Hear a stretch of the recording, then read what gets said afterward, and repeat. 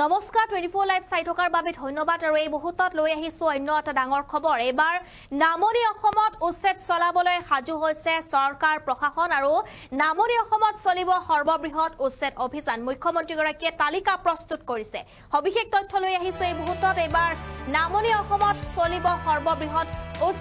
উচ্ছেদৰ বাবে তালিকা সাজু কৰিলে হিমন্ত চৰকাৰৰ হাতত আহি পৰিছে উচ্ছেদৰ বাবে তালিকা বুলডোজাৰৰ শব্দত কপি উঠিব সমগ্ৰ নামনি অসম আৰু এবাৰ নামনিত কৰা হ'ব উচ্ছেদ অভিযান ক'ত কেতিয়া চলিব উচ্ছেদ তালিকা ঘোষণা কৰিছে হিমন্ত বিশ্ব শৰ্মাই এই মুহূৰ্তত আমি জনাই আছো এটা গুৰুত্বপূৰ্ণ খবৰ একেলগে 10,000ৰো অধিক লোকৰ ঘৰ ভাঙি পেলাব হিমন্ত চৰকাৰে একেলগে 10,000ৰো অধিক লোকৰ ঘৰ ভাঙি দিয়া হ'ব 10 জুলাইত গোৱালপাৰাত চলিব উচ্ছেদ অভিযান 10 জুলাইত গোৱালপাৰাত উচ্ছেদ অভিযান চলোৱা হ'ব গোৱালপাৰাৰ পাইকান বনাঞ্চলত চলিব উচ্ছেদ অভিযান গুৱাহাটী উচ্চ ন্যায়ালয়ৰ নিৰ্দেশ মৰ্মে 10 জুলাইত গোৱালপাৰাত চলিব বৃহৎ উচ্ছেদ অভিযান আমি এই মুহূৰ্তত জনাই আছো এটা গুৰুত্বপূৰ্ণ খবৰ 10 জুলাইত গোৱালপাৰাত হ'ব বৃহৎ উচ্ছেদ অভিযান আৰু 8 জুলাইত ধুবুৰীৰ সাপৰতো চলিব উচ্ছেদ অভিযান চৰকাৰী ভূমি দখলমুক্ত কৰি সাপৰত নিৰ্মাণ কৰা হ'ব তাপ বিদ্যুৎ প্ৰকল্প নিৰ্মাণ কৰা হ'ব গুৱাহাটী উচ্চ ন্যায়ালয়ৰ নিৰ্দেশ মতে হ'ব উচ্ছেদ অভিযান যিসকল লোকৰ ম্যাদী পট্টা আছে সেইসকলৰ সেইসকল লোকে চৰকাৰৰ তৰফৰ পৰা ক্ষতিপূৰণ লাভ কৰিব চৰকাৰী ভূমি দখল কৰি থকা সকলক ইচ্ছাই চৰকাৰী ভূমি এৰি যাবলৈ অনুৰোধ জনাইছে মুখ্যমন্ত্ৰী ডক্টৰ হিমন্ত বিশ্ব শৰ্মাই গোৱালপাৰাৰ লগতে এতিয়া ধুবুৰী সকলোতে চলিব বৃহৎ উচ্ছেদ অভিযান উচ্ছেদৰ বাবে তালিকা সাজু কৰিছে এবাৰ হিমন্ত চৰকাৰে আমি জনাই আছো এই মুহূৰ্তৰ এটা আটাইতকৈ গুৰুত্বপূৰ্ণ খবৰ কিয়নো নামনিত চলিব এবাৰ সৰ্ববৃহৎ উচ্ছেদ অভিযান গতিকে যিসকলৰ ভূমি আছে তেওঁলোকে এতিয়া ইচ্ছাই নিজে সেই স্থান যাতে খালি কৰি দিয়ে তাৰ বাবে অনুৰোধ জনাইছে মুখ্যমন্ত্ৰী ডক্টৰ হিমন্ত বিশ্ব শৰ্মাই উচ্ছেদৰ বাবে তালিকা সাজু কৰিছে হিমন্ত চৰকাৰে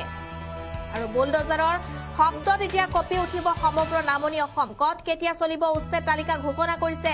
হিমন্ত বিশ্ব শৰ্মাই একেলগে 10,000ৰো অধিক লোকৰ ঘৰ ভাঙি পেলাব হিমন্ত চৰকাৰে আৰু 10 জুলাইত গোৱালপাৰাত চলিব উচ্ছেদ অভিযান গোৱালপাৰাৰ পাইকান বনাঞ্চলত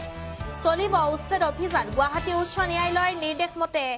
10 জুলাইত গোৱালপাৰাত চলিব বৃহৎ উচ্ছেদ অভিযান মুখ্যমন্ত্ৰীগৰাকীৰ মন্তব্য আছে কিয়া শুনাবলৈ চেষ্টা কৰিম আমাৰ পাইকান ফৰেষ্ট গুৱাহাটী উচ্চ ন্যায়ালয়ৰ নিৰ্দেশ মতে 10 তাৰিখে এক উচ্ছেদ অভিযান চলিব 8 তাৰিখে সাপৰত আমাৰ যি পাৱাৰ প্লান্ট হ'ব সেই উদ্দেশ্যে 8 তাৰিখে আমাৰ সাপৰত উচ্ছেদ অভিযান আৰম্ভ হ'ব কিন্তু সাপৰত উচ্ছেদ কৰাৰ আগতে প্ৰায়বিলাক ৰাইজ আঁতৰি গৈছে আৰু যিসকল লোকক তাত ম্যাদী পট্টাৰ মাটি আছিলে বা চৰকাৰৰ আবলকৃত মাটি আছিলে তেওঁলোকক চৰকাৰী আইন অনুসৰি ক্ষতিপূৰণৰ ব্যৱস্থা কৰা হৈছে যিসকল দখলদাৰ নহয় যাৰ নিজৰ মাটি আছে কিন্তু পাইকানখন যেহেতু ফৰেষ্ট 10 তাৰিখে হ'ব তাত এতিয়ালৈকে বহুত মানুহ আঁতৰি যোৱা নাই গতিকে মই ভাবোঁ যে 10 তাৰিখে হয়তো আমি উচ্ছেদ কৰিবলগীয়া হ'ব পাৰে কিন্তু আমি বিচাৰোঁ যে উচ্ছেদ কৰাৰ আগতে যাতে ৰাইজ নিজে নিজে আঁতৰি যায় আৰু শান্তিপূৰ্ণভাৱে যাতে উচ্ছেদ অভিযান সমাপ্ত গোৱালপাৰাত আমাৰ পাইকান ফৰেষ্ট গুৱাহাটী উচ্চ ন্যায়ালয়ৰ নিৰ্দেশ মতে 10 তাৰিখে এক উচ্ছেদ অভিযান চলিব 8 তাৰিখে সাপৰত আমাৰ যি পাৱাৰ প্লান্ট হ'ব সেই উদ্দেশ্যে 8 তাৰিখে আমাৰ সাপৰত উচ্ছেদ অভিযান আৰম্ভ হ'ব কিন্তু সাপৰত উচ্ছেদ কৰাৰ আগতে প্ৰায়বিলাক ৰাইজ আঁতৰি গৈছে আৰু যিসকল লোকক তাত ম্যাদী পট্টাৰ মাটি আছিলে বা চৰকাৰৰ আবলকৃত মাটি আছিলে তেওঁলোকক চৰকাৰী আইন অনুসৰি ক্ষতিপূৰণৰ ব্যৱস্থা কৰা হৈছে যিসকল